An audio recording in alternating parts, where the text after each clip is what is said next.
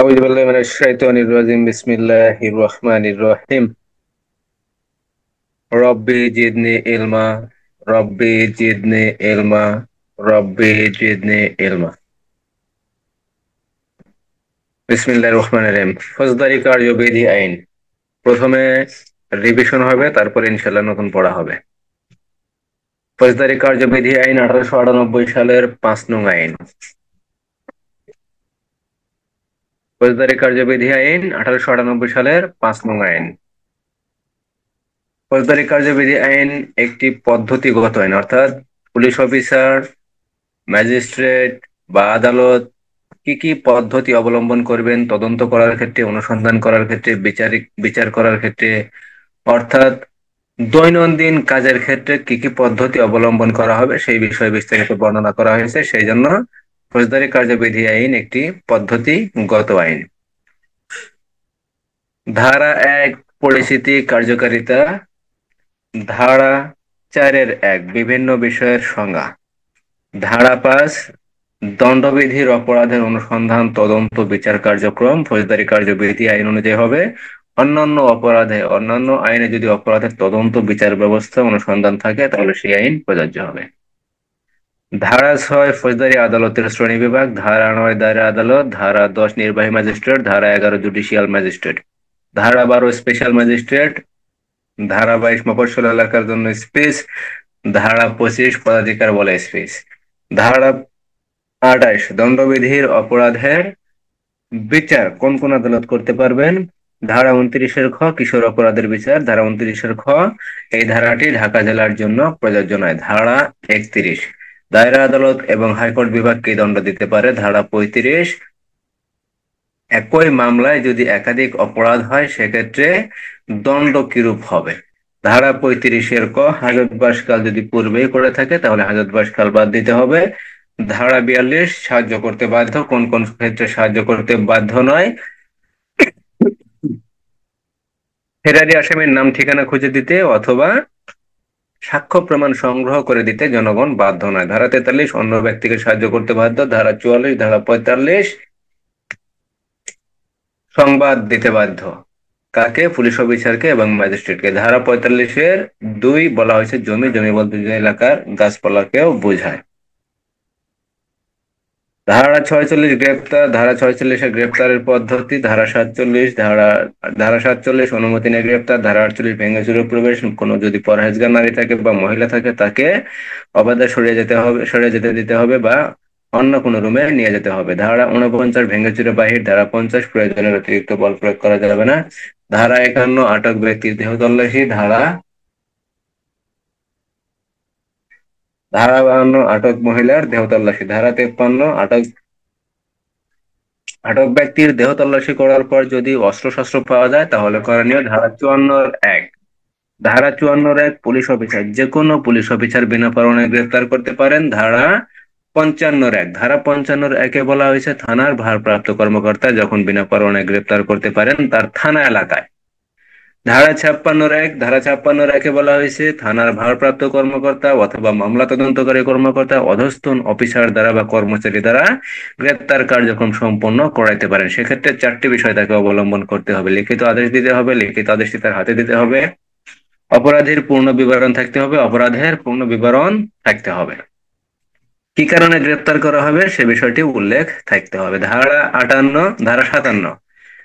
57-তে বলা হয়েছে নাম ঠিকানা জানাইতে অনিচ্ছুক ব্যক্তিকে গ্রেপ্তার। ধারা 58 অনুসরণ করে গ্রেপ্তার। ধারা 59 জনগণ দুইটি ক্ষেত্রে গ্রেপ্তার করতে পারবেন, অর্থাৎ জনগণ কর্তৃক গ্রেপ্তার ফৌজদারি কার্যবিধি আইন অনুযায়ী দুইটি ক্ষেত্রে সীমাবদ্ধ। 1 আমলযোগ্য অপরাধীকে অথবা জামিনের অযোগ্য অপরাধীকে, আর 2 সরকার কর্তৃক ঘোষিত অপরাধীকে। ধারা 60 রিপোর্ট প্রদান করতে হবে। বিনা পরোয়ানায় গ্রেপ্তার করার পর ম্যাজিস্ট্রেট অথবা থানার ভারপ্রাপ্ত কর্মকর্তার নিকট প্রেরণ করতে হবে। ধারা 61 24 ঘন্টার ভিতরে বা অনতিবিলম্বে আদালতে প্রেরণ করতে হবে। ধারা 62 থানার ভারপ্রাপ্ত কর্মকর্তা রিপোর্ট প্রদান করবেন। ধারা 63 জামিন মুচলেকা বা আদালতের বিশেষ কোনো আদেশ না থাকলে ছেড়ে দেওয়া যাবে না। ধারা 64 ধারা 65 ম্যাজিস্ট্রেটের উপস্থিতিতে বা ম্যাজিস্ট্রেটের আদেশ ক্রমে জনগণ গ্রেপ্তার করতে পারবেন অথবা ম্যাজিস্ট্রেট নিজেই গ্রেপ্তার করতে পারবেন। ধারা 66-তে বলা হয়েছে পুনরায় গ্রেপ্তার, ধারা 67 পুনরায় গ্রেপ্তারের পদ্ধতি 47, 48, 49 ধারা অনুসরণ করে গ্রেপ্তার করা যাবে। ধারা 68-তে সমন, সমন বলতে কি বোঝায়? ধারা 68-এর 1 পিআরবি 471 বিধি, পিআরবি 471 বিধি। ধারা 68 দিয়ে বলা হয়েছে কোন কোন ব্যক্তি সমন জারি করতে পারেন। পুলিশ অফিসার সমন জারি করতে পারেন, সরকারি কর্মচারী সমন জারি করতে পারেন, যে আদালত সমন ইস্যু করে সে আদালতের অফিসার সমন জারি করতে পারেন। যখন একজন সরকারি কর্মচারী সমন জারি করতে পারেন, তখন দণ্ডবিধির 21 ধারা অনুযায়ী দফাদার, চৌকিদার এরাও সমন জারি করতে পারেন। ধারা 68-2 পিআরবি 471 বিধি। ধারা 69 বলা হয়েছে সমন জারির পদ্ধতি। ধারা 70 সাবালক পুরুষের নিকট, ধারা 71 প্রকাশ্য স্থানে লটকে, ধারা 72 সরকারি কর্মচারীর প্রতি সমন জারি, ধারা 73 এখতিয়ারধীন এলাকার বাইরে সমন জারি, ধারা 74 সমন জারির প্রমাণ। ধারা 75 গ্রেপ্তারি পরোয়ানা। গ্রেপ্তারি পরোয়ানা বলতে কি বোঝায় বা গ্রেপ্তারি পরোয়ানা কি? ধারা 75-2 গ্রেপ্তারি পরোয়ানা কতদিন পর্যন্ত বলবৎ থাকবে? গ্রেপ্তারি পরোয়ানা যদি একবার বাতিল করা হয় তাহলে ওই গ্রেপ্তারি পরোয়ানার পুনরায় নবায়ন করা যায় না। আর গ্রেপ্তারি পরোয়ানা যতদিন পর্যন্ত কার্যকরী না হয় অথবা যতদিন আদালত বাতিল না করে ততদিন পর্যন্ত গ্রেপ্তারি পরোয়ানা কার্যকরী থাকে। ধারা 75-2। ধারা 76 বলা হয়েছে জামিনযোগ্য গ্রেপ্তারি পরোয়ানা, অর্থাৎ আদালত উল্লেখ করে দিতে পারেন বা নির্দেশনা দিতে পারেন বা আদালত বলে দিতে পারেন বা লিখে দিতে পারেন যে যদি অপরাধী ব্যক্তি বা আসামি যদি মুচলেকা দিতে পারে, জামিনদার সংগ্রহ করতে পারে, বন্ড দিতে পারে, জামানত দিতে পারে, তাহলে ওই ব্যক্তিকে বা আসামিকে বা অপরাধীকে ছেড়ে দেওয়া যেতে পারে। ধারা 76। ধারা 77 বলা হয়েছে এক বা একাধিক পুলিশ অফিসার অথবা এক বা একাধিক ব্যক্তি কর্তৃক গ্রেপ্তারি পরোয়ানা কার্যকরীকরণ। ধারা 78 বলা হয়েছে জমির মালিক, কৃষক অথবা ম্যানেজার কর্তৃক গ্রেপ্তার। ধারা 79 বলা হয়েছে অধস্তন দ্বারা গ্রেপ্তার। ধারা 80-তে যে অপরাধীকে গ্রেপ্তার করা হবে তাকে গ্রেপ্তারের কারণ সম্পর্কে অবশ্যই জানাইতে হবে বা গ্রেপ্তারের যে পরোয়ানা থাকবে তাকে সেই পরোয়ানা দেখাইতে হবে। ধারা 61, ধারা 81 গ্রেপ্তারকৃত ব্যক্তিকে অনতিবিলম্বে অথবা 24 ঘন্টার ভিতরে আদালতে প্রেরণ করতে হবে। ধারা 82 পরোয়ানা মূলে অপরাধীকে গ্রেপ্তারের জন্য সারা বাংলাদেশ অনুসরণ করা যাবে। ধারা 83 বলা হয়েছে নিজ এলাকার বাইরে যদি গ্রেপ্তারি পরোয়ানা কার্যকর করার প্রয়োজন হয় তাহলে সেই পরোয়ানা সংশ্লিষ্ট এলাকার ম্যাজিস্ট্রেট, পুলিশ সুপার বা পুলিশ কমিশনার বরাবর প্রেরণ করা যাবে এবং পুলিশ সুপার, ম্যাজিস্ট্রেট বা পুলিশ কমিশনার সেই পরোয়ানা কার্যকরী করবেন। ধারা 84 নিজ এলাকার পুলিশ অফিসার দ্বারা অন্য এলাকায় পরোয়ানা কার্যকরীকরণ। ধারা 85 20 মাইল দূরে হলে। ধারা 86 গ্রেপ্তার করে রেখে আসার পর কার্য পদ্ধতি। ধারা 87 হুলিয়া জারির প্রমাণ, হুলিয়া জারির প্রমাণ। ধারা 88 ক্রোকি পরোয়ানা, সম্পত্তি ক্রোক, স্থাবর সম্পত্তি, অস্থাবর সম্পত্তি ক্রোক। ধারা 89 ক্রোকি সম্পত্তি প্রত্যর্পণ। ধারা 90 সমনের অতিরিক্ত পরোয়ানা অথবা সমনের পরিবর্তে পরোয়ানা। ধারা 91 যদি আদালতে হাজির থাকে তাহলে ওই ব্যক্তির নিকট থেকে মুচলেকা সম্পাদন করে পরবর্তী সময় আদালতে হাজির করার জন্য বাধ্য করা যায়। ধারা 92 যদি মুচলেকা সম্পাদন করার পর মুচলেকার শর্ত যদি লঙ্ঘন করে তাহলে ওই ব্যক্তিকে হাজির করার জন্য গ্রেপ্তারি পরোয়ানা ইস্যু করা যায়। ধারা 93 ক, খ, গ বাংলাদেশের বাইরে গ্রেপ্তারি পরোয়ানা এবং সমন জারি এবং বাংলাদেশে যদি প্রাপ্ত হয় তাহলে কার্য পদ্ধতি। ধারা 94 ম্যাজিস্ট্রেট অথবা থানার ভারপ্রাপ্ত কর্মকর্তা মামলা সংশ্লিষ্ট কোনো ব্যক্তির নিকট যদি বা পার্সেল, দলিল বা বস্তু বা অন্য কোনো জিনিস থাকে তাহলে তাকে হাজির করার জন্য লিখিতভাবে আদেশ দিতে পারেন। ধারা 95 টেলিগ্রাম কর্তৃপক্ষের নিকট। ধারা 96 তল্লাশি কাকে বলে? তল্লাশি পরোয়ানা কি? ধারা 97 তল্লাশি পরোয়ানা নিয়ন্ত্রণ। ধারা 98 চোরাই মাল, জাল দলিল উদ্ধারের জন্য তল্লাশি। ধারা 99 নিজ এলাকার বাইরে অন্য এলাকায় তল্লাশি। ধারা 99 ক অবৈধ প্রকাশনা, বাজেয়াপ্ত ঘোষণা এবং তা উদ্ধারের জন্য তল্লাশি। ধারা 99 খ 60 দিনের মধ্যে আপিল করতে পারবেন সংক্ষুব্ধ ব্যক্তি বা ক্ষতিগ্রস্ত ব্যক্তি। ধারা 100 বলা হয়েছে বিনা পরোয়ানা বেআইনিভাবে আটক ব্যক্তিকে উদ্ধারের জন্য তল্লাশি। ধারা 102 ধারা 103 তল্লাশির পদ্ধতি। ধারা 104 আটক করা যাবে কি? আটক করা যাবে আদালতে যা দাখিল করা হবে প্রত্যেকটি জিনিসে আদালত যদি উপযুক্ত মনে করেন তাহলে আটক করতে পারেন। ধারা 105 বলা হয়েছে ম্যাজিস্ট্রেট যেখানে তল্লাশির জন্য পরোয়ানা জারি করতে পারেন সেখানে ম্যাজিস্ট্রেট উপস্থিত থেকে তল্লাশি কার্যক্রম সম্পূর্ণ করতে পারেন। ধারা 106 ধারা 107 শান্তি রক্ষার মুচলেকা। ধারা 108 ধারা 109 ধারা 110 সদাচরণের মুচলেকা। ধারা 112 নোটিশ দিতে হবে। ধারা 113 উপস্থিত ব্যক্তিকে পড়ে শোনাতে হবে বা বুঝিয়ে দিতে হবে। ধারা 114 যদি উপস্থিত না থাকে তাহলে সমন বা গ্রেপ্তারি পরোয়ানা ইস্যু করতে হবে। ধারা 115 সমন এবং গ্রেপ্তারি পরোয়ানার সাথে 112 ধারা নোটিশের একটি অনুলিপি পূরণ করতে হবে যেন ওই ব্যক্তি তার কি অপরাধ সে অপরাধ সম্পর্কে সে যেন বুঝতে পারে। ধারা 116 বলা হয়েছে ম্যাজিস্ট্রেট অপরাধীকে বা আসামিকে বা শান্তি রক্ষার যে মুচলেকা শান্তি রক্ষার যে অপরাধ করেছে সেই ব্যক্তিকে ব্যক্তিগতভাবে আদালতে হাজির হতে রেহাই দিতে পারেন, কিন্তু সদাচরণের ক্ষেত্রে এই রেহাই দিতে পারে না। ধারা 117 বলা হয়েছে অনুসন্ধান। ধারা 118 যদি প্রমাণিত হয় তাহলে মুচলেকা বা বন্ড বা জামানত প্রদান করতে হবে। ধারা 119 বলা হয়েছে যদি যদি প্রমাণিত না হয়, 117 ধারায় অনুসন্ধানের পর যদি প্রমাণিত না হয় তাহলে ও ব্যক্তিকে অব্যাহতি দিতে হবে। ধারা 120 বলা হয়েছে মুচলেকার, ধারা 120 কি বলা হয়েছে? মুচলেকার আরম্ভ। মুচলেকার আরম্ভ। আরম্ভ।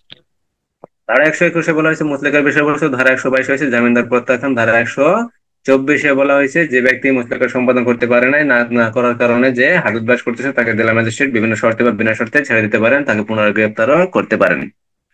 ধারা 125 বলা হয়েছে মুচলেকা বাতিল করতে পারেন, কে পারেন? জেলা ম্যাজিস্ট্রেট মুচলেকা বাতিল করতে পারেন। ধারা 126 বলা হয়েছে জামিনদার যদি অব্যাহতি চায় তাহলে অব্যাহতি দিতে পারেন। ধারা 127 মৌখিক আদেশ। ধারা 128 বেসামরিক শক্তি প্রয়োগ। ধারা 129 সামরিক শক্তি তলব। ধারা 130 সামরিক শক্তি প্রয়োগ। ধারা 131 সামরিক দলের যে কমিশন প্রাপ্ত অথবা নন কমিশন প্রাপ্ত অফিসার আছেন তার ক্ষমতা। ধারা 132 বলা হয়েছে নিরাপত্তা দাবি বা রক্ষা কবচ। ধারা 133 বলা হয়েছে উপদ্রবের উপদ্রব অপসারণ করার জন্য শর্ত সহ আদেশ। ধারা 134 বলা হয়েছে আদেশ জারি। ধারা 135 আদেশ পালন করবে অথবা কারণ দর্শাবে। ধারা 136 আদেশ পালন করলো না অথবা কারণ দর্শালো না তাহলে তিনি 188 ধারা অনুযায়ী অপরাধী হবেন। ধারা 160 অপরাধী হবেন এবং সেই সাথে আদেশটি স্থায়ী করা হবে। ধারা 137 যদি কারণ দর্শানো আদালতে হাজির হয় তাহলে সেই বিষয়ে কি করতে হবে? সাক্ষ্য গ্রহণ করতে হবে। সাক্ষ্য গ্রহণের পর যদি যথাযথ মনে হয় তাহলে কি করতে সামনের দিকে অগ্রসর হতে হবে এবং আদেশটি স্থায়ী করতে হবে। আর যদি সাক্ষ্য গ্রহণের পর যদি মনে হয় যে না আদেশটি আসলে যুক্তিসঙ্গত হয় নাই বা যথাযথ হয় নাই সেক্ষেত্রে আর কোনো পদক্ষেপ গ্রহণ করা যাবে না। ধারা 140 যদি 136 এবং 137 ধারার মধ্যে আদেশটি স্থায়ী করা হয় তাহলে তার পরবর্তী পদ্ধতি। ধারা 143 গণ উপদ্রব পুনরায় করা যাবে না বা আহ গণ উপদ্রব অব্যাহত রাখা যাবে না। ধারা 144 জরুরি আদেশ জারি। ধারা 145 জমি ও পানি সংক্রান্ত বিরোধ। ধারা 146 প্রয়োগ করা যাবে। ধারা 147 জমি ও পানি ব্যবহারের অধিকার সংক্রান্ত বিরোধ। ধারা 148 সরেজমিনে তদন্ত বা অনুসন্ধান করা যাবে। কে করতে পারবেন? ম্যাজিস্ট্রেট, জেলা ম্যাজিস্ট্রেট বা জেলা ম্যাজিস্ট্রেট অধস্তন কোনো ম্যাজিস্ট্রেট দ্বারা এই অনুসন্ধান কার্যক্রম সম্পন্ন করাতে পারেন। এখানে অনুসন্ধান কার্যক্রম বিচার ব্যবস্থা, সাক্ষী হাজির, যাবতীয় কার্যক্রমের ক্ষেত্রে ব্যয়ভার কে বহন করবেন সেটা আদালত নির্ধারণ করে দিতে পারেন। ধারা 148, ধারা 149, ধারা 149 থেকে ধারা 153 আমলযোগ্য অপরাধ নিবারণে নিবারণে করণীয় অথবা আমলযোগ্য অপরাধ প্রতিরোধমূলক ব্যবস্থা। ধারা 149 বলা হয়েছে প্রতিরোধ করতে পারবেন। ধারা 150 উদ্বোধন অবস্থাকে ক্ষমা দিতে পারবেন। ধারা 151 গ্রেপ্তার করতে পারবেন। ধারা 152 বয়া চিহ্ন যদি কেউ ক্ষতি করতে চায় তাহলে তা রক্ষা করার জন্য যে কোনো ব্যবস্থা গ্রহণ করা যাবে। ধারা 153 অবৈধ বাটখারা বা ওজন পরিমাপক যন্ত্র যদি থাকে তাহলে তা উদ্ধারের জন্য থানাভারপ্রাপ্ত কর্মকর্তা সেই স্থানে তল্লাশি করতে পারবেন ও সেই স্থানে প্রবেশ করতে পারবেন এবং তল্লাশি বা পরিদর্শন করতে পারবেন। ধারা 154 এজাহার। ধারা 155 আমলের অযোগ্য অপরাধ। ধারা 154 বলা হয়েছে আমলযোগ্য অপরাধ সংক্রান্ত যদি কোনো সংবাদ আসে তাহলে তা নির্দিষ্ট একটি রেজিস্টারে লিপিবদ্ধ করতে হবে, তাকে এজাহার বলে। ধারা 155 বলা হয়েছে আমলের অযোগ্য অপরাধ অর্থাৎ ছোট ছোট অপরাধের যদি সংবাদ আসে তাহলে সেই বিষয়টি জিডিতে বা জেনারেল ডায়েরিতে নোট দিতে হবে। ধারা 156 বলা হয়েছে আমলযোগ্য অপরাধের তদন্ত করার ক্ষমতা কার? থানার ভারপ্রাপ্ত কর্মকর্তার। আমলযোগ্য অপরাধ আদালতের আদেশ ব্যতীত তদন্ত করতে পারবেন। ধারা 157 যদি সন্দেহ হয়। ধারা 158 রিপোর্ট প্রেরণ। ধারা 160 সাক্ষী ডাকা। ধারা 161 সাক্ষী লিপিবদ্ধ করুন। ধারা 162 সাক্ষীর স্বাক্ষর নিতে হবে না। ধারা 163 ভয়ভীতি প্রলোভন হুমকি ধামকি কিছু দেওয়া যাবে না। ধারা 164 ফৌজদারি কার্যবিধি আইনের 364 ধারার মোতাবেক কি করতে হবে? সাক্ষীর বিবৃতি বা আসামির স্বীকারোক্তি লিপিবদ্ধ করতে হবে। ধারা 165 নিজ এলাকায় তল্লাশি। ধারা 166 অপর এলাকায় তল্লাশি। ধারা 167 রিমান্ড বা হেফাজত। ধারা 168 মামলা তদন্তের ফলাফল থানার ভারপ্রাপ্ত কর্মকর্তাকে অবহিত করতে হবে। ধারা 169 যদি সাক্ষী প্রমাণ যদি পাওয়া না যায় তাহলে ছেড়ে দিতে হবে। ধারা 170 যদি সাক্ষী প্রমাণ পাওয়া যায় অপরাধটি যদি জামিনযোগ্য হয় সেক্ষেত্রেও ছেড়ে দেওয়া যাবে। ধারা 171 সাক্ষী বা বাদীকে আদালতে হাজির করতে বাধ্যকে পুলিশ অফিসার। ধারা 172 কেস ডায়েরি বা সিডি। ধারা 173 বলা হয়েছে পুলিশ রিপোর্ট চার্জশিট অথবা ফাইনাল রিপোর্ট। ধারা 174 বলা হয়েছে অপমৃত্যু ইডি মামলা বা অপমৃত্যু আনন্যাচারাল ডেথ।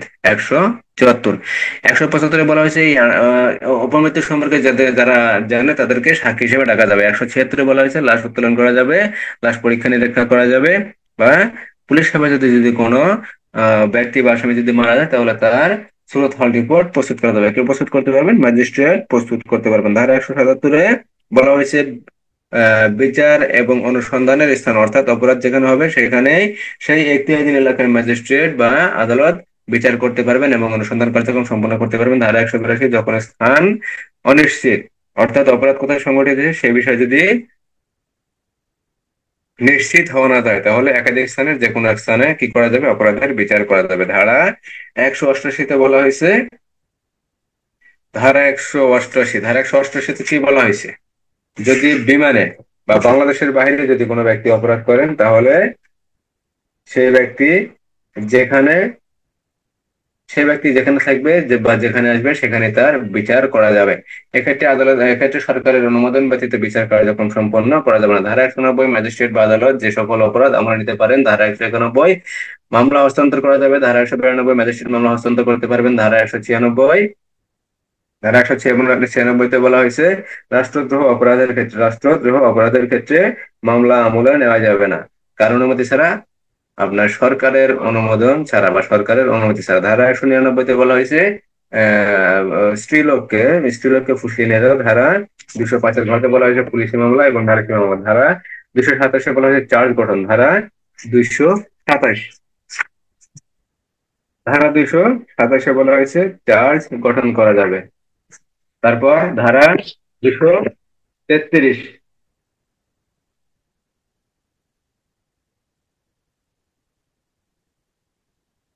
ধারা 233-এ কি বলা আছে মনে আছে? তার ধারা 234 না করাইলেন? ও 34, হ্যাঁ 34, 33 না 34। ওই একই ধরনের 3টে অপরাধ আর কি 1 বছরের মধ্যে হলে একত্রে চার্জ গ্রহণ করা যাবে। একই ধরনের 3টি অপরাধ 1 বছরের ভিতরে সম্পন্ন হয়, তাহলে একত্রে চার্জ গঠন করা যাবে।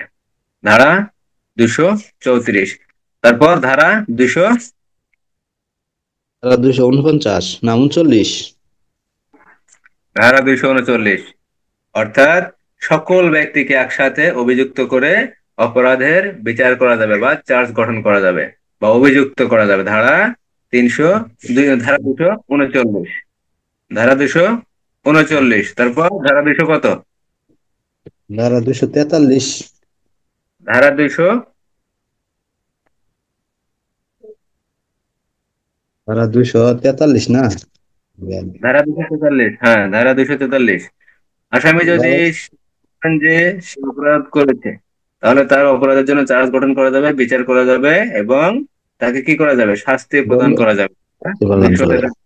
247, হুম। ফরিয়াদি অর্থাৎ বাদী যদি অনুপস্থিত থাকে তাহলে কি করা যাবে, বিচার কার্যক্রম সম্পন্ন করা যাবে। আর বাদী যদি অনুপস্থিত থাকে তাহলে আসামিকে কি করা যাবে, অব্যাহতি প্রদান করা যাবে বা খালাস প্রদান করা যাবে।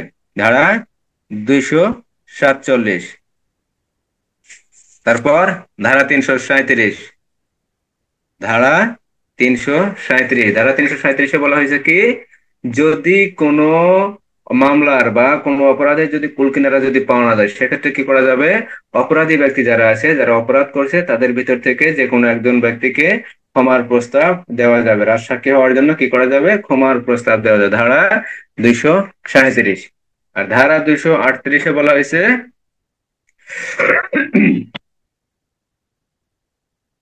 ক্ষমার প্রস্তাব দিবার ক্ষমতা, অর্থাৎ ক্ষমার প্রস্তাব। ধারা 337-এ বলা হয়েছে ক্ষমার প্রস্তাব দেওয়া যাবে। আর ক্ষমার প্রস্তাবটা কে দিতে পারবেন, ক্ষমার প্রস্তাব দেওয়ার ক্ষমতাকে ধারা 338। ধারা 339, অর্থাৎ যাকে ক্ষমার প্রস্তাব দেওয়া হয়েছে সে যদি ভুল তথ্য দেয় তাহলে তার বিচার করা যাবে। ধারা 339। আর ধারা 339-এর কতে বলা হয়েছে, রাজসাক্ষীর বিচার পদ্ধতি, অর্থাৎ যে ব্যক্তিকে ক্ষমার প্রস্তাব দেওয়া হয়েছে সে ব্যক্তি যদি ভুল তথ্য দেয় তাহলে তার বিচার করা যাবে, কিন্তু তার বিচারের পদ্ধতি হবে কত, ধারা 339-এর ক। আর ধারা 339-এর খতে বলা হয়েছে, যদি আসামি বা অপরাধী যদি অনুপস্থিত থাকে সেক্ষেত্রে আসামির অনুপস্থিতিতে বিচার কার্যক্রম সম্পন্ন করা যাবে। ধারা 340-এ বলা হয়েছে জবানবন্দি। আসামির আসামি কি করতে পারবে, জবানবন্দি আত্মপক্ষ সমর্থনমূলক জবানবন্দি দিতে পারবে এবং নিজে সাক্ষী হতে পারবে। কোন সাক্ষী, তার অপরাধে, সে যে মামলার অপরাধী সেই অপরাধের ক্ষেত্রে সে সাক্ষী হতে পারবে। ধারা 340। ধারা 341-এ বলা হয়েছে, আসামি যদি কোনো কার্যক্রম বুঝতে না পারে, অর্থাৎ অক্ষম যদি হয়, আসামি যদি কথা বলতে না পারে, বোবা যদি হয়, অথবা কানে যদি না শোনে, সে যদি বধির হয়, তাহলে সে আসামির কি করা যাবে, বিচার চালিয়ে নেওয়া যাবে। এবং আদালত যদি মনে করেন, আদালত যদি কোনো দণ্ড প্রদান করেন, তাহলে সেই দণ্ড যদি হাইকোর্ট বিভাগ ব্যতীত অন্য কোনো আদালত দণ্ড প্রদান করেন, তাহলে সেই দণ্ডের কাগজপত্র সহ, মামলার নথিপত্র সহ হাইকোর্ট বিভাগে প্রেরণ করতে হবে, এবং হাইকোর্ট বিভাগ যেভাবে উপযুক্ত মনে করবেন সেভাবে আদেশ দিতে পারবেন। ধারা 341। ধারা 342-এ বলা হয়েছে আসামির জবানবন্দি গ্রহণ করার ক্ষমতা, অর্থাৎ আসামির জবানবন্দি গ্রহণ করা যাবে। ধারা 342। ধারা 344-এ বলা হয়েছে কার্যক্রম স্থগিত বা মুলতবি রাখার ক্ষমতা, আসামিকে হাজতে প্রেরণ ও হাজতে প্রেরণের সঙ্গে যুক্তিসঙ্গত কারণ। অর্থাৎ সাক্ষীর অনুপস্থিতি বা অন্য কোনো কারণে অনুসন্ধান বা বিচার স্থগিত বা মুলতবি রাখার যদি প্রয়োজন মনে হয়, তাহলে কারণ লিপিবদ্ধ পূর্বক বা উল্লেখপূর্বক লিখিত আদেশ দ্বারা অনুসন্ধান বা বিচার মুলতবি রাখতে পারেন। কে রাখতে পারেন? বিচারাধীন আদালত বা ম্যাজিস্ট্রেট মুলতবি রাখতে পারেন। এক্ষেত্রে আসামি যদি হাজতে থাকে, তাহলে সেই হাজতবাসকাল 15 দিনের অতিরিক্ত হবে না, তাকে পুনরায় হাজতে প্রেরণ করতে হবে, কিন্তু হাজতবাসকাল 15 দিনের বেশি সময় হবে না বা বেশি সময় করা যাবে না। আর হাইকোর্ট বিভাগ ব্যতীত যদি অন্য কোনো আদালত কর্তৃক প্রদত্ত আদেশ লিখিত এবং জজ বা ম্যাজিস্ট্রেট কর্তৃক স্বাক্ষরিত হবে। অর্থাৎ হাইকোর্ট বিভাগ ব্যতীত যদি অন্য কোনো আদালত যদি এই মুলতবির আদেশ দেয়, তাহলে সেই আদেশে ম্যাজিস্ট্রেট বা বিচারকের স্বাক্ষর থাকতে হবে। ধারা 344। ধারা 344। আজকে ইনশাল্লাহ আমরা নতুন পড়া পড়ব ধারা 351 থেকে। ধারা 351। আউযু বিল্লাহি মিনাশ শাইতানির রাজিম। বিসমিল্লাহির রহমানির রহিম। ধারা 351। ধারা 351। আদালতে হাজির অপরাধীকে আটক রাখার ক্ষমতা। আদালতে হাজির অপরাধীকে আটক রাখার ক্ষমতা। আমরা ফৌজদারি কার্যবিধি আইনের 91 ধারায় পড়ছিলাম, যদি কোনো আসামি আদালতে হাজির থাকে বা কোনো অপরাধী যদি হাজির থাকে, তাকে পরবর্তী সময়ে আদালতে হাজির করার জন্য কি করা যেতে পারে? মুসলেকা সম্পাদন করা যেতে পারে। ধারা কত? ধারা 91। আর এখানে 351 ধারায় বলা আছে, যদি কোনো আসামি আদালতে হাজির থাকে, তাহলে সেই আসামিকে কি করা যাবে? আটক রাখা যাবে। আটক রাখার ক্ষমতা। ধারা 351। ধারা 351-1। কোনো ফৌজদারি আদালত যে অপরাধ আমলে নিতে পারেন এবং যা সংগঠিত হয়েছে বলে সাক্ষ্য প্রমাণ দ্বারা প্রতীয়মান হয়, সে আদালতে ওই অপরাধ সংশ্লিষ্ট কোনো আসামি হাজির হলে আটক করে বিচারের ব্যবস্থা করতে পারেন। এক্ষেত্রে উক্ত আসামি গ্রেপ্তার না হয়ে বা সমন না পেয়ে হাজির হলেও সে গ্রেপ্তার হয়ে বা সমন পেয়ে হাজির হয়েছে বলে ধরতে হবে বা মনে করতে হবে। অর্থাৎ 351 ধারায় বলা আছে, ফৌজদারি আদালতে যদি কোনো অপরাধের বিচার চলে এবং সেই সময় সেই অপরাধ করছে এমন কোনো ব্যক্তি, এমন কোনো অপরাধী, এমন কোনো আসামি যদি আদালতে হাজির থাকে এবং আদালত কর্তৃক যদি প্রমাণিত হয় যে অপরাধটি আসলে সংগঠিত হয়েছে, এই সংগঠিত হওয়ার বিষয়ে বিভিন্ন সাক্ষ্য প্রমাণ পাওয়া গেছে, তাহলে ওই ব্যক্তিকে কি করা যাবে? গ্রেপ্তার করে বিচার ব্যবস্থা সম্পূর্ণ করা যাবে বা বিচারের ব্যবস্থা করা যাবে। কি করতে পারবেন? ম্যাজিস্ট্রেট করতে পারবেন। কখন করতে পারবেন? যখন মনে হবে যে অপরাধটি আসলে সংগঠিত হয়েছে এবং সেই অপরাধ সংগঠনের বিষয়ে বিভিন্ন সাক্ষ্য প্রমাণ পাওয়া গেছে, তখন আদালত কি করবেন? ওই অপরাধী ব্যক্তিকে আটক করার জন্য নির্দেশ দেবেন এবং আটক করার পর সেই অপরাধের বিচার কার্যক্রম চলমান করা যাবে বা বিচার কার্যক্রম সম্পন্ন করা যাবে। ধারা 351। কিন্তু এক্ষেত্রে মনে করতে হবে যে আসামিকে হয় পুলিশ অফিসার গ্রেপ্তার করে নিয়ে এসছে, অথবা সমনের মাধ্যমে, সমন পেয়ে ওই আসামি আদালতে হাজির হয়েছে, তখনই গ্রেপ্তার করা হয়েছে। অর্থাৎ আসামির যে কোনো উপায়েই যদি আদালতে হাজির থাক, নিজের ইচ্ছাই থাক বা অপর কোনো ব্যক্তির ইচ্ছাই থাক বা চাচা বাইস্তা বা অন্য কারো ইচ্ছায় যদি সে আদালতে হাজির হয়, আদালত অবশ্যই মনে করবে সে সমন পায়া হাজির হয়েছে, অথবা পুলিশ অফিসার তাকে বা অন্য কোনো ব্যক্তি তাকে গ্রেপ্তার পূর্বক আদালতে হাজির করছে। এই ক্ষেত্রে আদালত কি করবে? ওই ব্যক্তিকে পুনরায় গ্রেপ্তার করবে বা আটক করার জন্য নির্দেশ দেবে। আটক করার পর সেই ব্যক্তির বিচার ব্যবস্থা সম্পন্ন করা যাবে। ধারা 351। তাহলে যদি কোনো ব্যক্তি বা আসামি বা অপরাধী যদি আদালতে হাজির থাকে, তাহলে আদালত তাকে আটক করার জন্য নির্দেশ দিতে পারেন বা অপরাধীকে আটক করার ক্ষমতা। ধারা 351। ধারা 351 বোঝা গেল?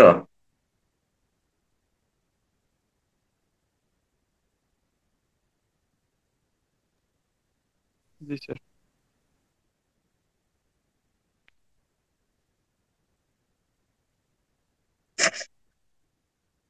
তাহলে ধারা 351-তে বলা হয়েছে, যদি কোনো ব্যক্তি বিচার কার্যক্রম চলমান অবস্থায় আদালতে বা কোর্টে যদি হাজির থাকে এবং যে অপরাধের বিচার চলে সেই অপরাধের যদি কোনো আসামি হয় বা কোনো অপরাধী হয়, এবং আদালত যদি মনে করে যে অপরাধটি আসলে সংঘটিত হয়েছে এবং এর বিরুদ্ধে সাক্ষ্য প্রমাণ পাওয়া গেছে, অপরাধের সাক্ষ্য প্রমাণ পাওয়া গেছে বা অপরাধ প্রমাণিত হয়েছে, সেই ক্ষেত্রে কি করা যাবে? ওই আদালতে হাজির ব্যক্তিকে আটক করা যাবে এবং বিচার ব্যবস্থা সম্পন্ন করা যাবে।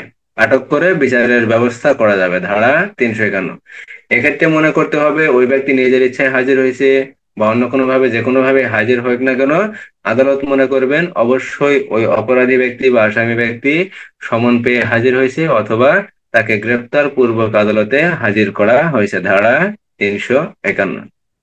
ধারা 352, আদালত উন্মুক্ত থাকবে, অর্থাৎ আদালত খোলা থাকবে।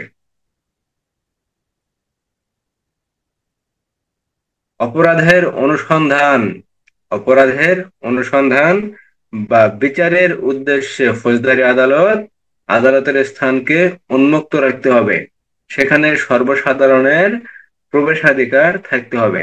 তবে শর্ত থাকে যে কোনো বিশেষ মামলা বা গোপনীয় বিষয়ে শুনানি হলে আদালত কক্ষে বিনা অনুমতিতে প্রবেশ এবং সেখানে অবস্থান নিষিদ্ধ করতে পারেন। ধারা 352। অনেক সময় নারী ধর্ষণ জনিত বিভিন্ন অপরাধের ক্ষেত্রে কি করা হয়? রুদ্ধদ্বার কক্ষে বিচার করা হয়, অথবা শিশু অপরাধ সংক্রান্ত অনেক বিচারের ক্ষেত্রে কি করা হয়? রুদ্ধদ্বার কক্ষে অর্থাৎ বন্ধ কক্ষে অপরাধের বিচার কার্যক্রম সম্পন্ন করা হয়। সেই সকল ক্ষেত্র ব্যতীত বা বিশেষ বিশেষ মামলা, এইগুলা মামলায় কি বিশেষ বিশেষ মামলা, এই সকল মামলা ব্যতীত অন্যান্য মামলার ক্ষেত্রে কি করতে হবে? আদালতের স্থান উন্মুক্ত রাখতে হবে। যেখানে অনুসন্ধান হবে বা বিচার ব্যবস্থা হবে, সেই বিচার ব্যবস্থা বা অনুসন্ধানের স্থান সর্বসাধারণের জন্য উন্মুক্ত রাখতে হবে, যেখানে সকলেই প্রবেশ করতে পারবে, যাইতে পারবে এবং আসতে পারবে। ঠিক আছে? তাহলে আদালতের স্থান যেখানে ফৌজদারি আদালতের বা ফৌজদারি অপরাধের বিচার হবে, ফৌজদারি আদালত যেখানে বসবে, যেখানে অনুসন্ধান করবে, যেখানে বিচার কার্যক্রম সম্পন্ন করবে, সেই স্থান কি করতে হবে? উন্মুক্ত রাখতে হবে বা খোলা রাখতে হবে। এখানে সর্বসাধারণ যেন প্রবেশ করতে পারে সে ব্যবস্থা গ্রহণ করতে হবে। ধারা 352। তবে শর্ত থাকে যে কিছু কিছু বিশেষ মামলার ক্ষেত্রে বা গোপনীয় বিষয়ে যদি শুনানি করা যদি প্রয়োজন মনে হয়, তাহলে সেক্ষেত্রে কি করা যেতে পারে? সেক্ষেত্রে ওই কক্ষে বিনা অনুমতিতে প্রবেশ করা যাবে না, অথবা বিনা অনুমতিতে সেখানে কি করা যাবে না? অবস্থান করা যাবে না। ধারা 352। তো ধারা 351-তে বলা হয়েছে, আদালতে হাজির আছে এরূপ অপরাধীকে আটক করা যাবে। কোন ক্ষেত্রে আটক করা যাবে? যদি আদালত মনে করেন যে অপরাধ সংঘটিত হয়েছে, অপরাধ প্রমাণিত হয়েছে, তাহলে অপরাধীকে কি করা যাবে? আদালতে যদি হাজির থাকে সেই অপরাধীকে আটক করে সেই অপরাধীর বিচারের ব্যবস্থা করা যাবে। সেক্ষেত্রে আদালত মনে করবেন অপরাধী ব্যক্তিকে সমনের মাধ্যমে অথবা গ্রেফতার পূর্বক আদালতে হাজির করা হয়েছে বলে গণ্য করতে হবে। ধারা 351। ধারা 352-তে বলা হয়েছে, অপরাধের যেখানে বিচার কার্যক্রম হবে বা অনুসন্ধান কার্যক্রম হবে সেই স্থানটা কি রাখতে হবে? খোলা রাখতে হবে বা উন্মুক্ত রাখতে হবে। সেখানে জনগণ, সাধারণ জনগণ সেখানে যেন প্রবেশ করতে পারে সে ব্যবস্থাও রাখতে হবে। তবে মনে রাখতে হবে বা তবে শর্ত থাকে যে কিছু কিছু বিশেষ মামলার ক্ষেত্রে বা কিছু কিছু বিশেষ শুনানির ক্ষেত্রে যদি রুদ্ধদ্বার কক্ষে বিচার করার প্রয়োজন হয়, অথবা সেখানে যদি আদালত যদি মনে করেন যে কোনো ব্যক্তিকে সেখানে প্রবেশ করানো যাবে না অথবা কোনো ব্যক্তিকে সেখানে অবস্থান করা যাবে না, তাহলে সেই সকল ব্যক্তিকে সেখানে প্রবেশ নিষিদ্ধ করতে পারেন অথবা সেখানে অবস্থান করা নিষিদ্ধ করে দিতে পারেন। ধারা 352।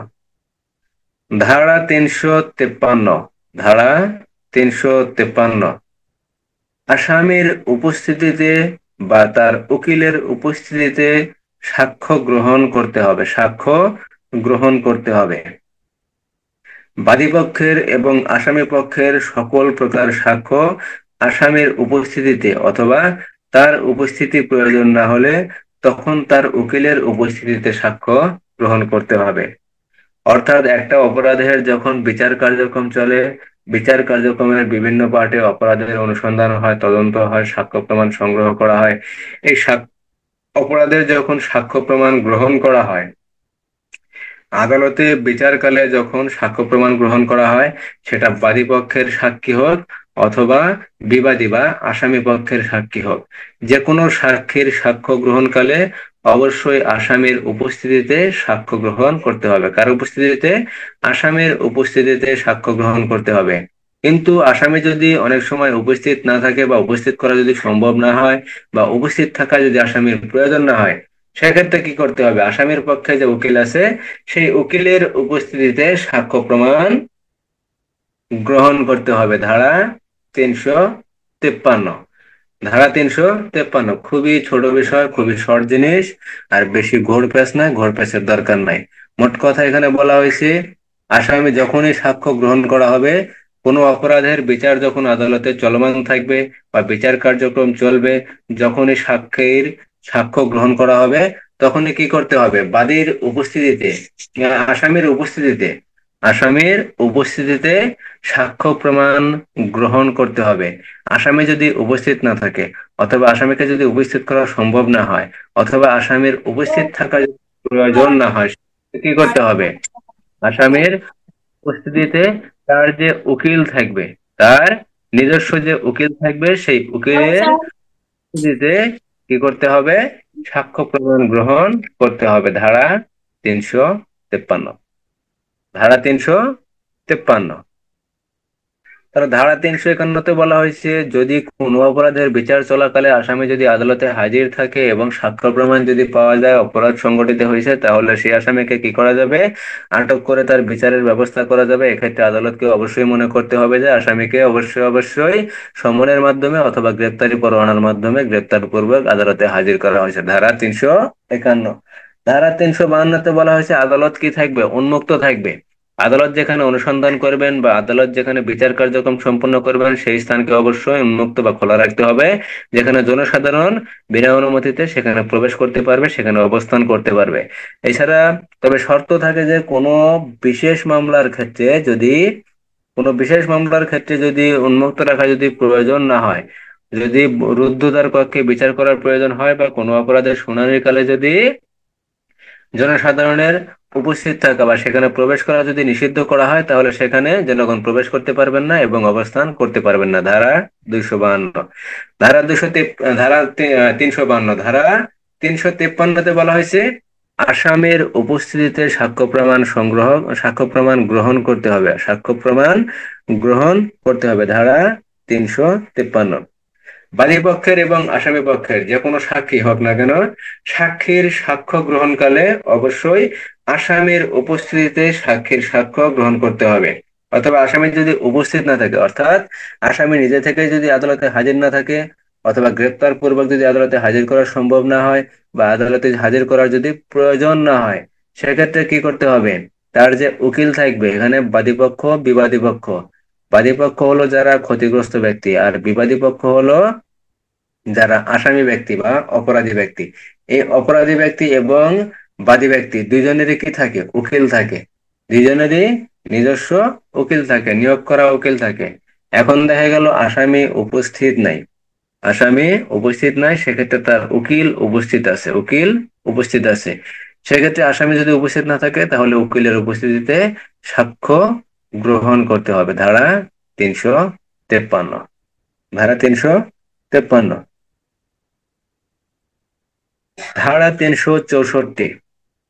মনে আছে ধারা 364?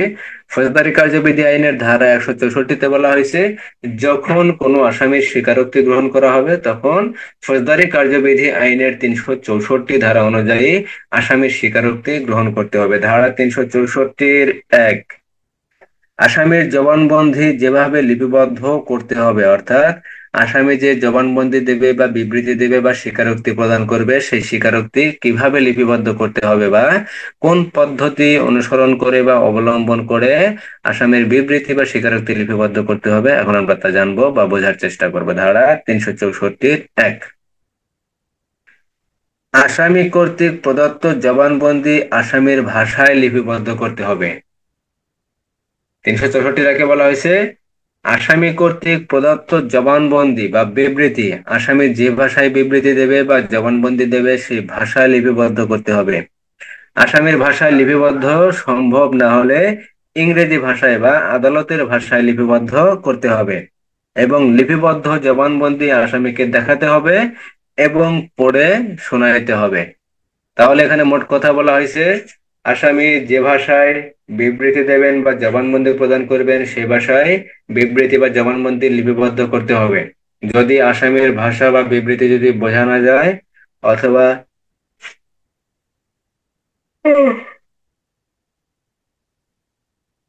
আসামের ভাষায় যদি লিপিবদ্ধ করা সম্ভব না হয়, সেক্ষেত্রে কি করতে হবে? আদালতের ভাষায়, আদালতের নিজস্ব একটা ভাষা আছে, সে ভাষায় লিপিবদ্ধ করতে হবে। অথবা অথবা ইংরেজি ভাষায় লিপিবদ্ধ করতে হবে। এবং লিপিবদ্ধ যে ম্যাজিস্ট্রেট লিপিবদ্ধ করবেন সেই ম্যাজিস্ট্রেট কি করবেন? ওই অপরাধী ব্যক্তিকে বা আসামিকে সেই লিপিবদ্ধ বা জবানবন্দি তাকে কি করতে হবে? দেখাইতে হবে এবং তাকে পড়ে শোনাইতে হবে। ধারা 364-1, সে যদি লিপিবদ্ধকৃত ভাষা বুঝতে না পারে তাহলে তার ভাষায় তাকে বুঝিয়ে দিতে হবে, যেন সে জবানবন্দিতে নতুন কিছু যোগ করতে পারে। অর্থাৎ এখানে বলা হয়েছে, একজন অপরাধী ব্যক্তি যখন কোনো অপরাধের স্বীকারোক্তি দেবে, সেই স্বীকারোক্তি সে যেভাবে বলবে, বাংলা ভাষায় বলুক বা অন্য কোনো ভাষায় বলুক, বা দেখা গেল নোয়াখালীর ভাষায় বিবৃতি দিতেছে, এখন ম্যাজিস্ট্রেট বুঝতেছে না, এখন ম্যাজিস্ট্রেট বুঝতে পারছেন না, সেক্ষেত্রে ম্যাজিস্ট্রেট কি করবেন? সেক্ষেত্রে ম্যাজিস্ট্রেট ইংরেজি ভাষায় লিপিবদ্ধ করবেন অথবা আদালতের ভাষায় লিপিবদ্ধ করবেন। এই যে লিপিবদ্ধ করছেন, এই বিষয়টা আবার কি করতে হবে? ওই আসামির যে স্বীকারোক্তি লিপিবদ্ধ করা হয়েছে, সেই লিপিবদ্ধ যে জবানবন্দি থাকবে বা স্বীকারোক্তি থাকবে, সেই স্বীকারোক্তি আবার তাকে দেখাইতে হবে, তাকে শোনাইতে হবে, তাকে বুঝিয়ে দিতে হবে এবং তাকে এমন ভাবে বুঝাইতে হবে যেন সে বুঝতে পারে। তার ভাষায় প্রয়োজন পড়লে তার ভাষায় তাকে বুঝিয়ে দিতে হবে। যদি কোনো গ্যাপ থাকে, যদি কোনো কিছু যুক্ত করার প্রয়োজন হয়, সংযোজন বিয়োজন করার যদি প্রয়োজন হয়, তাহলে সে কি করতে পারবে? কোনো কথা যদি মিস্টেক হয়ে যায়, সে নতুন করে তার ভাষায় সেটা কি করতে পারবে? যুক্ত করতে পারবে। সেই জন্য তাকে পড়ে শোনাইতে হবে এবং তাকে বুঝিয়ে দিতে হবে। প্রয়োজন পড়লে তার ভাষায় তাকে বুঝিয়ে দিতে হবে। যদি ম্যাজিস্ট্রেট না পারে তাহলে অন্য কোনো ব্যক্তির মাধ্যমে প্রয়োজন পড়লে সেটা বুঝিয়ে দিতে হবে, কিন্তু তাকে অবশ্যই অবশ্যই বুঝিয়ে দিতে হবে। ধারা 364-1, ধারা 364-2, আসামি কর্তৃক জবানবন্দি সঠিক বলে স্বীকার করলে আসামি আদালতের জজ বা ম্যাজিস্ট্রেট জবানবন্দিতে স্বাক্ষর করবেন। তাহলে আসামিকে যখন জবানবন্দি শোনানো হবে বা পড়ে দেখানো হবে বা বুঝিয়ে দেওয়া হবে, এই বুঝিয়ে দেওয়ার পর আসামি যদি একবার বলে যে হ্যাঁ আমার জবানবন্দি সঠিক আছে, বা সে যদি স্বীকার করে যে হ্যাঁ আমার জবানবন্দি সঠিক, তাহলে আসামি আদালতের জজ বা ম্যাজিস্ট্রেট জবানবন্দিতে স্বাক্ষর করবেন। কে কে স্বাক্ষর করবেন? আসামি করবেন, আদালতের জজ বা ম্যাজিস্ট্রেট জবানবন্দিতে স্বাক্ষর করবেন। ধারা 364, ধারা 364, ধারা 364-2, ধারা 364 বলা হয়েছে, আসামি যে ভাষায় বিবৃতি প্রদান করবেন সে ভাষায় বিবৃতি লিপিবদ্ধ করতে হবে। সে ভাষায় যদি বিবৃতি লিপিবদ্ধ করা সম্ভব না হয় তাহলে ইংরেজি ভাষায়, ইংরেজি ভাষায় যদি সম্ভব না হয় তাহলে আদালতের ভাষায় লিপিবদ্ধ করতে হবে। এই লিপিবদ্ধকৃত জবানবন্দি আসামিকে পড়ে শোনাইতে হবে, তাকে দেখাইতে হবে, তাকে বুঝিয়ে দিতে হবে এবং প্রয়োজন পড়লে তার ভাষায় তাকে বুঝিয়ে দিতে হবে। এই বোঝানোর পরে সে যদি মনে করে কোনো কিছু সংযোজন করা দরকার বা কোনো কিছু কাটছাঁট করা দরকার, বিয়োজন করা দরকার, তাহলে সে কি করতে পারবে? কোনো কিছু নতুন করে যোগ করতে পারবে বা কোনো কিছু বাদ দিতে পারবে। চৌষট্টি ধারা 364-1 আর 364 দিয়ে বলা হয়েছে, আসামি কর্তৃক যে জবানবন্দি প্রদান করা হয়েছে সে যদি এই বোঝানোর পরে বা দেখানোর পরে সে যদি মনে করে যে না আমার দেওয়া প্রদত্ত জবানবন্দি সঠিক আছে, তাহলে আসামি, ম্যাজিস্ট্রেট অথবা বিচারক কি করবেন? জবানবন্দিতে স্বাক্ষর করবেন। ধারা 364(2)। ধারা 364(2)। ধারা 364(3) আসামির রেকর্ডকৃত জবানবন্দি ম্যাজিস্ট্রেট বা জজ নিজ হাতে লিখিত ও স্বাক্ষরিত হবে। অর্থাৎ আসামি যে জবানবন্দি প্রদান করবেন সেই জবানবন্দি ম্যাজিস্ট্রেট নিজের হাতে লিখবেন। ম্যাজিস্ট্রেট নিজের হাতে লিখবেন, ধারা 364(3)। এবং ম্যাজিস্ট্রেট নিজের হাতে লেখার পর কি করবেন? নিজে স্বাক্ষর করবেন, ধারা 364(3). ধারা 364(3). তো ধারা 351-তে বলা হয়েছে আদালতে হাজির যে অপরাধী আছে তাকে কি করা যাবে? আটক করার ক্ষমতা। ধারা 352-তে বলা হয়েছে আদালত উন্মুক্ত থাকবে অথবা আদালত খোলা থাকবে। আদালত উন্মুক্ত বা আদালত খোলা থাকবে, কিন্তু বিশেষ বিশেষ অপরাধের ক্ষেত্রে বা বিশেষ বিশেষ মামলার ক্ষেত্রে বা বিশেষ বিশেষ পরিস্থিতিতে যদি শুনানির ক্ষেত্রে যদি প্রয়োজন হয়, তাহলে আদালত কি করতে পারবেন? আদালতে অবস্থান যদি আদালতে অবস্থান নিষিদ্ধ করতে পারেন, অথবা আদালতে প্রবেশ জনসাধারণের জন্য নিষিদ্ধ করতে পারেন। ধারা 352। ধারা 353-তে বলা হয়েছে আসামির উপস্থিতিতে অথবা তার উকিলের উপস্থিতিতে সাক্ষ্য গ্রহণ করতে হবে। এই সাক্ষ্য গ্রহণ কে করবেন? আদালত করবেন। কিভাবে করবেন? যদি আসামি উপস্থিত থাকে তাহলে আসামির উপস্থিতিতে, যদি আসামি উপস্থিত না থাকে তাহলে আসামির অনুপস্থিতিতে, তার উকিলের উপস্থিতিতে। আসামির অনুপস্থিতিতে কিন্তু তার উকিলের উপস্থিতিতে সাক্ষ্য গ্রহণ করতে হবে। ধারা 353। ধারা 364-তে বলা হয়েছে আসামির জবানবন্দি যেভাবে লিপিবদ্ধ করতে হবে। আসামির জবানবন্দি লিপিবদ্ধ করার পদ্ধতি। ধারা 364। ধারা 364 আসামির বিবৃতি যেভাবে দেবেন সেভাবে লিপিবদ্ধ হবে। সেভাবে যদি লিপিবদ্ধ করা সম্ভব না হয় তাহলে আদালতের ভাষায়, আদালতের ভাষায় যদি সম্ভব না হয় ইংরেজি ভাষায় লিপিবদ্ধ করতে হবে। কিন্তু তাকে বুঝিয়ে দেওয়ার সময় অবশ্যই সে জবানবন্দি দেখাইতে হবে এবং তাকে বুঝিয়ে দিতে হবে অথবা তাকে পড়ে শোনাইতে হবে। সে যদি বুঝতে না পারে তাহলে তার ভাষায় বুঝাই দিতে হবে, প্রয়োজন পড়লে তার ভাষায় তাকে বুঝিয়ে দিতে হবে।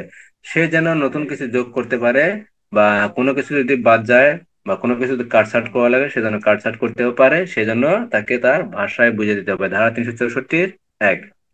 দিয়ে বলা হয়েছে আসামি কর্তৃক জবানবন্দি যদি সঠিক হয়, সে যদি স্বীকার করে যে আমি যে জবানবন্দি বা স্বীকৃতি বা বিবৃতি প্রদান করছি বা স্বীকারোক্তি প্রদান করছি সেই স্বীকারোক্তি বা জবানবন্দি সঠিক আছে, তাহলে জজ বা ম্যাজিস্ট্রেট কি করবেন? স্বাক্ষর করবেন। ধারা 364(3)-এ বলা হয়েছে আসামির বিবৃতি জজ বা ম্যাজিস্ট্রেট নিজের হাতে লিপিবদ্ধ করবেন এবং নিজে স্বাক্ষরিত করবেন। ধারা 364(3). ধারা 364(3). ধারা 374। ধারা 374। ধারা 374-এ বলা হয়েছে দায়রা আদালত কর্তৃক মৃত্যুদণ্ডাদেশ পেশ।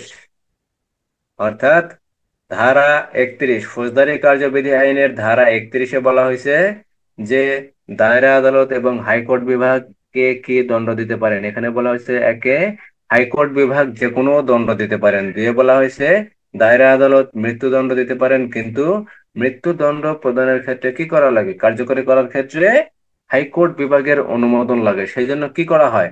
ফৌজদারি কার্যবিধি আইনের 374, এই যে এখন আমরা যে ধারাটি করব সেটাই হলো 374 ধারা। এই 374 ধারা অনুযায়ী কাগজপত্র, মৃত্যুদণ্ড কার্যকরী করার জন্য এই যে কাগজপত্র, নথিপত্র বা মামলার কাগজপত্র যাই কিছু থাকবে না কেন, তা প্রেরণ করতে হবে কোথায়? হাইকোর্ট বিভাগে। কেন প্রেরণ করতে হবে? যার মৃত্যু, যাকে মৃত্যুদণ্ড দেওয়া হয়েছে বা মৃত্যুদণ্ড প্রদান করা হয়েছে সেই ব্যক্তির মৃত্যুদণ্ড বা সেই অপরাধীর বা আসামির মৃত্যুদণ্ড কার্যকর করার জন্য এই মামলার সংশ্লিষ্ট নথিপত্র বা কাগজপত্র হাইকোর্ট বিভাগে প্রেরণ করতে হবে। কেন প্রেরণ করতে হবে? হাইকোর্ট বিভাগের অনুমোদন নেওয়ার জন্য। হাইকোর্ট বিভাগের অনুমোদন ছাড়া এই মৃত্যুদণ্ড কার্যকর করা যাবে না। ধারা 374। ধারা 374-এ বলা হয়েছে দায়রা আদালত কর্তৃক মৃত্যুদণ্ডাদেশ পেশ। মৃত্যুদণ্ডাদেশ পেশ। দায়রা আদালত যখন মৃত্যুদণ্ড প্রদান করেন বা মৃত্যুদণ্ডের রায় দেন বা আদেশ দেন, তখন মৃত্যুদণ্ড কার্যকরী করার জন্য মামলার নথিপত্র বা কাগজপত্র হাইকোর্ট বিভাগে প্রেরণ করতে হবে। ধারা 374। তাহলে ধারা 374 কোন ধারা অনুযায়ী? ফৌজদারি কার্যবিধি আইনের 31 ধারা অনুযায়ী কোনো দায়রা আদালত যদি কোনো অপরাধীকে বা কোনো আসামিকে যদি মৃত্যুদণ্ডের আদেশ প্রদান করেন বা রায় প্রদান করেন, তাহলে সেই মৃত্যুদণ্ড কার্যকর করার জন্য ফৌজদারি কার্যবিধি আইনের 374 ধারা মোতাবেক মামলার সংশ্লিষ্ট নথিপত্র হাইকোর্ট বিভাগে প্রেরণ করতে হবে। কেন প্রেরণ করতে হবে? হাইকোর্ট বিভাগের অনুমোদন ব্যতীত এই মৃত্যুদণ্ড কার্যকর করা যাবে না। কোন মৃত্যুদণ্ড? দায়রা আদালত বিভাগ কর্তৃক যে রায় প্রদান করা হয়েছে বা মৃত্যুদণ্ডের যে দণ্ড প্রদান করা হয়েছে, সেই দণ্ড হাইকোর্ট বিভাগের অনুমোদন ছাড়া কার্যকর করা যায় না। ধারা 374। ধারা 374। ধারা 376।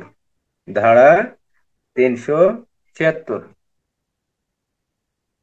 ধারা 376-এ বলা হয়েছে হাইকোর্ট বিভাগ কর্তৃক আদেশ বহাল অথবা দণ্ড বাতিল করার ক্ষমতা। 374 আমরা কি পড়লাম?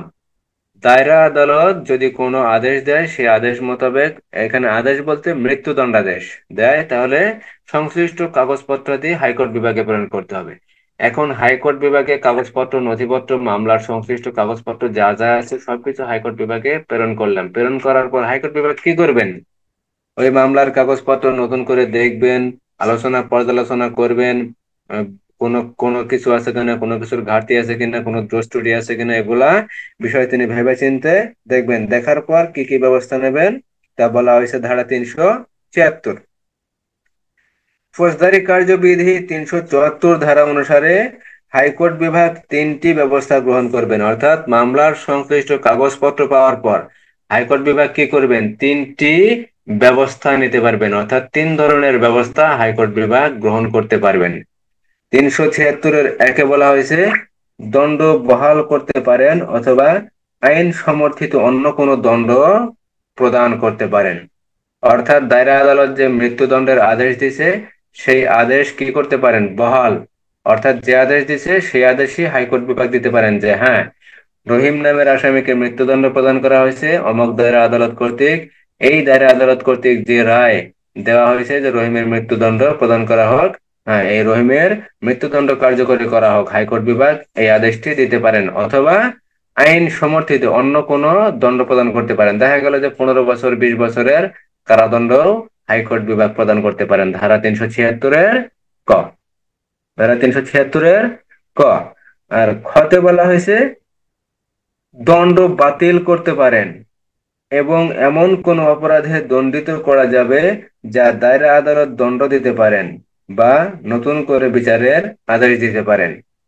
অর্থাৎ এখানে বলা হয়েছে যে আদেশটি দেওয়া হয়েছে বা যে দণ্ড দেওয়া হয়েছে কোনটা? মৃত্যুদণ্ড। এখানে যে মৃত্যুদণ্ড দেওয়া হয়েছে, হাইকোর্ট বিভাগ কাগজপত্র বা নথিপত্র আলোচনা পর্যালোচনা করার পর যদি মনে করেন যে না, দণ্ড বাতিল করা প্রয়োজন, তাহলে হাইকোর্ট বিভাগ দণ্ড কি করতে পারেন? বাতিল করতে পারেন। অথবা এমন কোন দণ্ড দিতে পারেন যা দায়রা আদালত সেই দণ্ড প্রদান করতে পারেন। এইরূপ কোন দণ্ড দিতে পারেন অথবা নতুন করে বিচারের জন্য আদেশ দিতে পারেন। কাকে দিতে পারেন? সেই দায়রা আদালতকে আদেশ দিতে পারেন। ধারা 376-এর খ। ধারা 376-এর খ। 376-এর গতে বলা হয়েছে এখানে আসামিকে খালাস দিতে পারেন। কে খালাস দিতে পারেন? হাইকোর্ট বিভাগ আসামিকে খালাস দিতে পারেন। ধারা 376-এর গ।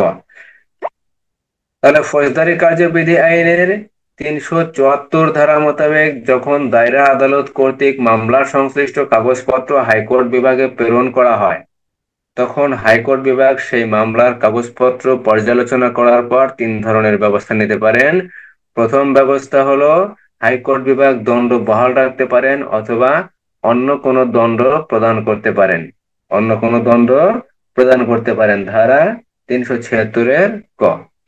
হতে বলা হয়েছে দণ্ড বাতিল করতে পারেন। দণ্ড বাতিল করতে পারেন অথবা দায়রা আদালত এমন কোন দণ্ড দিতে পারেন, সেই দণ্ড কি করতে পারেন? হাইকোর্ট বিভাগ নতুন করে দণ্ড দিতে পারেন অথবা নতুন করে বিচারের জন্য আদেশ দিতে পারেন যে না, তোমার এই অপরাধটা আসলে বিচারটা করা ঠিক হয় নাই, তুমি নতুন করে বিচার করতে পারো বা অন্য কোনো আদালতকে বিচারের জন্য আদেশ দিতে পারেন, ধারা 376-এর খ।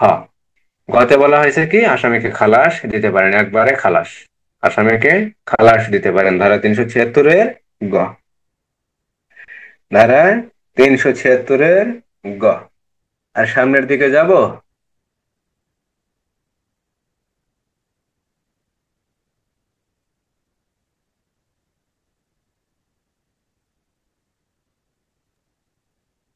আচ্ছা এই পর্যন্তই থাকুক। তাহলে ধারা তারপর আর 351 বলা হয়েছে আসামি যদি আদালতে হাজির থাকে তাহলে সেই আসামিকে আটক করা যাবে। 352-তে বলা হয়েছে আদালত উন্মুক্ত রাখতে হবে বিচারের জন্য বা অনুসন্ধানের জন্য, কিন্তু বিশেষ বিশেষ মামলার ক্ষেত্রে বা বিশেষ অবস্থায় কোনো শুনানির ক্ষেত্রে আদালত কি করতে পারেন, জনসাধারণের প্রবেশ নিষিদ্ধ করতে পারেন, অথবা জনসাধারণ যদি কোর্টে অবস্থান করে তাহলে তাদেরকে বের করেও দিতে পারেন, ধারা 352। ধারা 353-তে বলা হয়েছে সাক্ষীর সাক্ষ্য গ্রহণ অবশ্যই আসামির উপস্থিতিতে, বা আসামি যদি অনুপস্থিত থাকে তাহলে সে যে উকিল নিয়োগ করছে সেই উকিলের উপস্থিতিতে সাক্ষীর সাক্ষ্য গ্রহণ করতে হবে। ধারা 364-তে বলা হয়েছে আসামির স্বীকৃতি বা বিবৃতি বা জবানবন্দি গ্রহণ করার পদ্ধতি।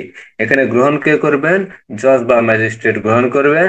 গ্রহণ করার ক্ষেত্রে আসামি যে ভাষায় দেবেন সেই ভাষায় বিবৃতি গ্রহণ করতে হবে। গ্রহণ করার পর তাকে কি করতে হবে? তাকে এই বিষয়টি পড়ে শোনাইতে হবে, জানিয়ে দিতে হবে বা বুঝিয়ে দিতে হবে, বা প্রয়োজন পড়লে তার নিজের ভাষায় বুঝিয়ে দিতে হবে। জজ বা ম্যাজিস্ট্রেট যখন এই বিবৃতি লিপিবদ্ধ করবেন তিনি তার ভাষায় লিপিবদ্ধ করবেন, অথবা ইংরেজি ভাষায় লিপিবদ্ধ করবেন, অথবা আদালতের ভাষায় লিপিবদ্ধ করবেন। কিন্তু তখন যখন তাকে বুঝিয়ে দেওয়া হবে তখন তার ভাষায় তাকে বুঝিয়ে দিতে হবে। সে যদি মনে করে যে কোনো কিছু প্রয়োজন, কোনো কিছু যোগ করা প্রয়োজন, নতুন কিছু যোগ করা দরকার, তাহলে সে ওই বোঝার পর বা শোনার পর বা ওই যে ম্যাজিস্ট্রেট বা জজ যে যখন বলবেন বা তাকে বুঝিয়ে দেবেন বা পড়ে শোনাবেন, তখন যদি মনে হয় যে আরো কিছু যোগ করা প্রয়োজন আছে তাহলে তিনি নতুন করে কোনো কিছু যোগ করতে পারবেন। সবশেষে তাকে জানাতে হবে যে এই বিষয় সঠিক আছে কিনা। সে যদি স্বীকার করে যে হ্যাঁ সঠিক আছে, তাহলে জজ বা ম্যাজিস্ট্রেট কি করবেন?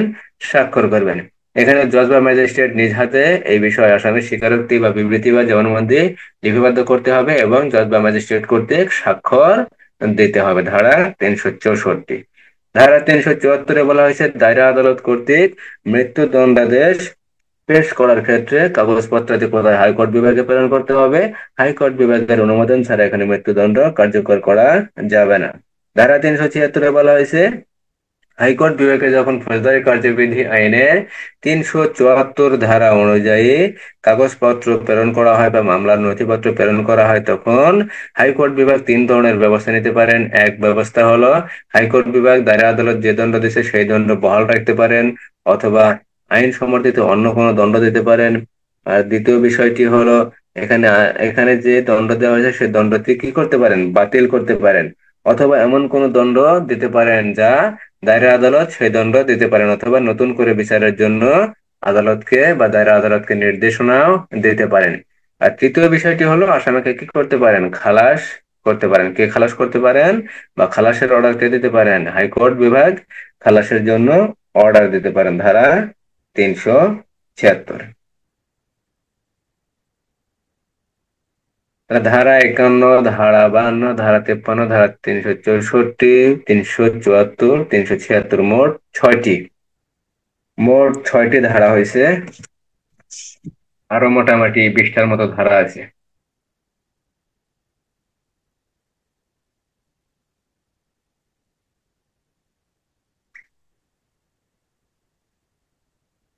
আরো মোটামুটি 20টা ধারা আছে, মোটামুটি আর 3টা ক্লাস করলে ইনশাল্লাহ শেষ হবে। 3টা ক্লাস করলে ইনশাল্লাহ শেষ, ফৌজদারি কার্যবিধি আইনের ধারা শেষ। তারপরে ইনশাল্লাহ আমরা দণ্ডবিধি শুরু করব, দণ্ডবিধি।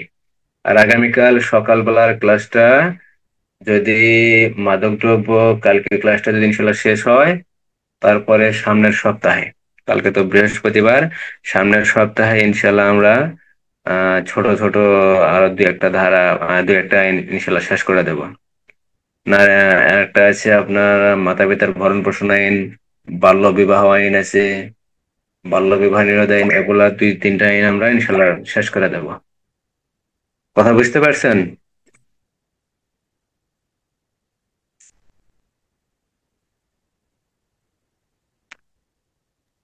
বুঝতে পারছি স্যার। তাহলে এখানে 351 হতে 376 ধারা পর্যন্ত কারো বুঝতে কোনো সমস্যা আছে বা কোনো প্রশ্ন আছে? না স্যার, অস্ট্রেলিয়া স্যার আবার পড়া লাগবে একটু, অস্ট্রেলিয়া একটু ভেজা। কোনটা? অস্ট্রেলিয়া আছে না স্যার? অস্ত্র আইন? হ্যাঁ। অস্ত্র আইনটা কারো মনে আছে? কেউ বলতে পারবেন এখন?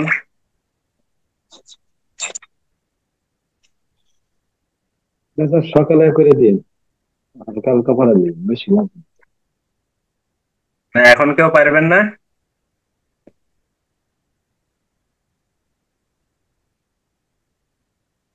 এখন একবার কেউ রিভাইজ দিতে পারবেন ওই বিষয়টা কি কি বলা ছিল অস্ত্র আইনে?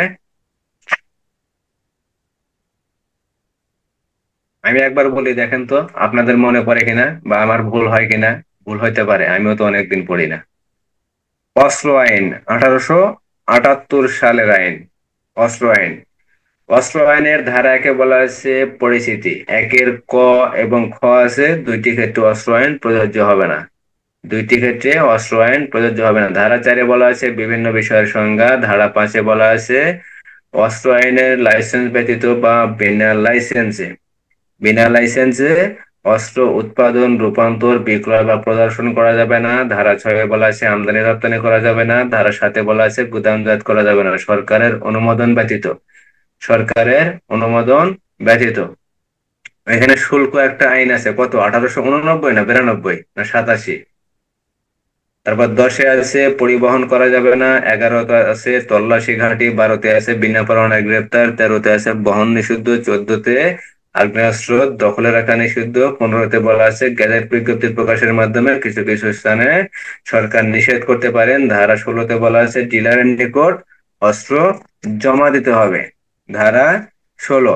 ধারা 17-তে বলা হয়েছে কি অস্ত্র অস্ত্র নিয়ে ঘোরাফেরার উপর নিষেধাজ্ঞা। ধারা 17। ধারা 17-র ক এবং ধারা 17-র ক এর 1 এবং 2। ধারা 18-তে বলা হয়েছে সাময়িকভাবে স্থগিত বা বাতিল করা যাবে। ধারা 19-এ বিভিন্ন অপরাধের দণ্ড। ধারা 20-এর ক বর্ধিত দণ্ড। ধারা 21 লাইসেন্স যদি না থাকে লাইসেন্সের শর্তভঙ্গ। ধারা 22 লাইসেন্সবিহীন ব্যক্তির নিকট অথবা আহ, যার লাইসেন্স নাই তার নিকট কি করা যাবে না, অস্ত্র বিক্রয় করা যাবে না। আর যার লাইসেন্স নাই তার নিকট থেকে কি অস্ত্র ক্রয় বিক্রয় উভয়ই করা যাবে না বা হস্তান্তর করা যাবে না। ধারা 24। ধারা 24 নয়, ধারা 25 ম্যাজিস্ট্রেট তল্লাশি করতে পারেন। আর পুলিশ অফিসার যদি করেন তাহলে সর্বনিম্ন ইন্সপেক্টর পদের অফিসার এই তল্লাশি কার্যক্রম সম্পন্ন করতে পারেন। ধারা 25। ধারা 26-এ বলা হয়েছে প্রয়োগ বা দখল বা আটক। আহ 28-এ বলা হয়েছে অপরাধ সম্পর্কে তথ্য প্রদান। তারপর ধারা 30 কি বলা হয়েছে? ধারা 30 ধারা 30 না ধারা 30-এর ক বিশেষজ্ঞের মতামত। ধারা 30-এর খ অপরাধ তদন্ত। ধারা 30-এর খ অপরাধ তদন্ত সময়সীমা। আর আছে 31 32 আছে না? 31। 31 32। 31 32 পড়াইছিলাম। যাই হোক, 31 সকালবেলা ইনশাল্লাহ একটু রিভাইজ দিয়ে দেবো নি। আপনার অস্ত্র আইন প্রয়োজন পড়লে নারী শিশু দিয়ে দেবো নি। এসিড আইন আছে, নারী শিশু অস্ত্র আইন, নারী শিশু এসিড আইন, আর মাদক দ্রব্য। 4টা আইনে ইনশাল্লাহ সকালবেলা রিভাইজ দিয়ে দেবো। মাঝে মাঝে একটু রিভাইজ দিলে কি হবে, মাঝে মাঝে রিভাইজ দিলে একটু দেখা যাবে যে টেবিলের উপর যে হালকা ময়লা পড়ে, সে ময়লা ময়লা যেমন আমরা একটু ঝাড়ু দিলে ময়লা পরিষ্কার হয়ে যায়, টেবিল পরিষ্কার হয়ে যায়, ঠিক সেম আমরা যদি একটু আগেরটা যদি একটু রিভিশন করি তাহলে দেখবেন যে সম্পূর্ণ সম্পূর্ণ আবার আগের মতো ক্লিয়ার হয়ে যাবে। কথা বুঝতে পারছেন?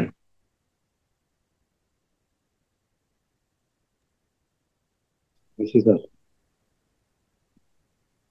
তাহলে আজকে তো ক্লাসটা আগেই শুরু করছিলাম, আর ক্লাসে পড়াটা মনে হয় আজকে আগে একটু শেষ হয়ে গেল তাড়াতাড়ি।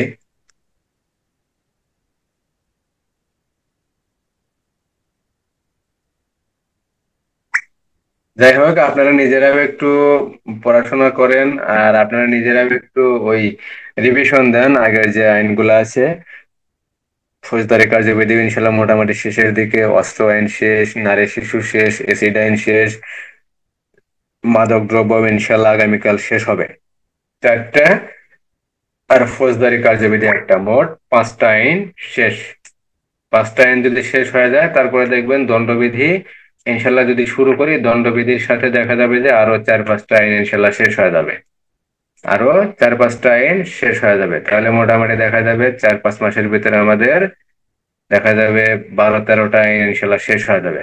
আর বাদ বাকি যে 4-5টা মাস থাকবে, সেই 4-5টা মাস সময়ের ভিতরে ইনশাল্লাহ আমরা কি করব, বাদ বাকি যে 20-22 প্রকার আইন আছে সব ইনশাল্লাহ শেষ করে দিয়ে মাঝে শেষের দিকে, শেষের 2-2.5 মাস আমরা ইনশাল্লাহ শুধু প্রশ্ন পড়াশোনা আলোচনা করব, আর এমসিকিউ যেগুলো ইনশাল্লাহ থাকবে সেগুলো ইনশাল্লাহ আলোচনা করার চেষ্টা করব। তাহলে ইনশাল্লাহ সবাই ভালো থাকেন, আর সকালবেলা ইনশাল্লাহ ক্লাস হবে 7:50, 7:50 না 8টাতেই ক্লাস হবে ইনশাল্লাহ কালকে। 8টাতেই আসবেন, ঠিক 8টা। তাহলে ইনশাল্লাহ সবাই ভালো থাকেন, সবাই ঠিকঠাক মতো পড়াশোনা করেন।